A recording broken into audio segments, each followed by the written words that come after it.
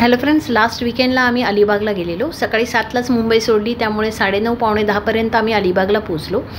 अलिबागला एंटर करताना हॉटेल सुरुची म्हणून आहे. ही शुद्ध शाकाहारी रेस्टॉरंट आहे. सो इथे पहिले सकाळी गेल्याबरोबर आम्ही नाश्ता केला. इथे नाश्ता खूप सुंदर आहे. सो आम्ही मिसळपाव घेतलेला आणि पोहे घेतलेले. दरवेळी आम्ही इथेच नाश्ता करतो आणि मग नागावला जातो. अलिबागपासून अर्ध्या तासावर नागाव हे गाव आहे. इथे आम्ही सागर सृष्टी बीच रिसॉर्ट हे बुक केलेलं. रिसॉर्ट हे बीच साईड आहे, म्हणजे यांना प्रायव्हेट ॲक्सेस टू बीच आहे.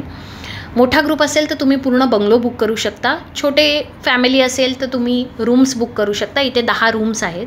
नारळाची मोठी बाग आहे आणि त्या बागेमध्ये हा रिसॉर्ट आहे.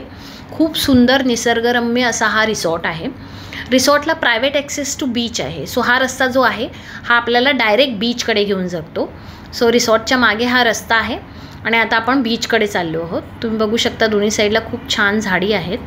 ही अशी छान पायवाट आहे आणि समोर तुम्हाला बीच दिसत असेल. सो आता आपण बीचकडे जात आहोत. हा बीच जो आहे हा नागाव बीच आहे. रिसॉर्टमधनं चालत अगदी 2 मिनटावर हा बीच आहे. सो आता आपण आलो आहोत नागाव बीचला. सो मेन जो नागाव बीच आहे जो क्राऊडेड असतो तो एक 10 ते 15 मिनटं लांब आहे इथून. आणि इथे फक्त रिसॉर्टमध्ये जेवढी लोकं राहायला आली आहेत तेवढी लोकं असतात, त्यामुळे जास्त गर्दी नसते. आल्या आम्ही चेक इन केलं, त्यानंतर समुद्र बघून आलो आणि मग जेवायला आलो. दुपारी 1 वाजले होते. जेवणाची ऑर्डर आधीच दिली होती आम्ही. याच्यामध्ये आम्ही 3 मच्छी थाली घेतलेल्या. त्यामध्ये सुरमई थाली, पापलेट थाली आणि कोळंबी थाली असं घेतलेली. प्रत्येक थालीमध्ये फ्राय होतं, त्यानंतर मच्छीचा रस्सा, त्यानंतर भात, 2 तांदळाच्या भाकरी, पापड, सलाड. जेवण खूप टेस्टी आहे. जेवण झाल्यावर थोडा वेळ झोपलो आणि मग संध्याकाळी आम्ही समुद्रावर गेलो. सो नागाव बीच मस्तपैकी एन्जॉय केला. रूममध्ये TV आहे, तुम्ही TV बघू शकता. रात्री छानपैकी जेवण आलेलं.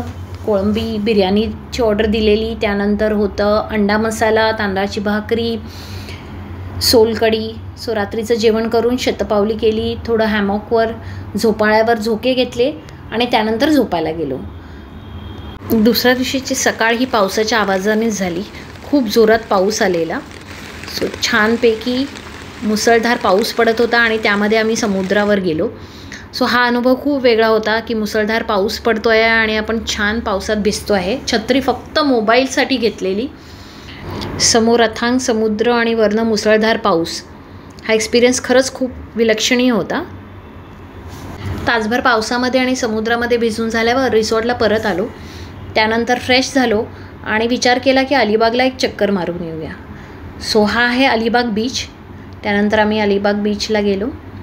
सो हा थोडा क्राऊडेड असतो.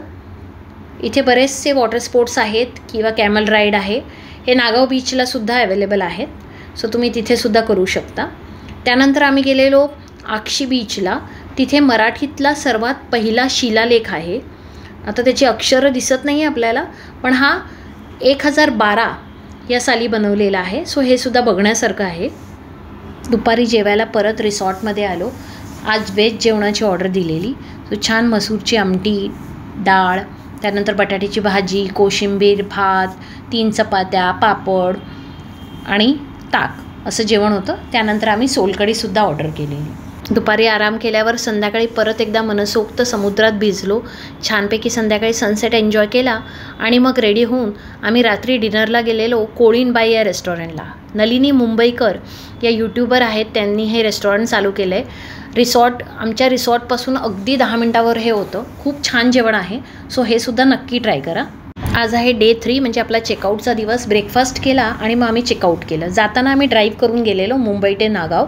येताना आम्ही M2M फेरीज बुक केलेली, त्यामुळे मांडवा जेट्टीपर्यंत आम्ही ड्राईव्ह करत आलो. नागाव ते मांडवा जेट्टी हे 50 मिनटाचं अंतर आहे. खाली गाडी पार्क करायची आणि वर AC कॅफे आहे.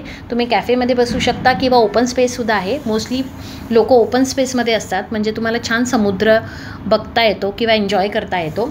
आपल्याला भूक लागली तर इथे कॅफेमध्ये खाण्याची सुद्धा सोय आहे. मांडवा जेट्टी ते मुंबई हा 1 तासाचा प्रवास आहे. सो अशा प्रकारे आम्ही 2 दिवसाची ट्रिप एन्जॉय करून मुंबईला पोहोचलो.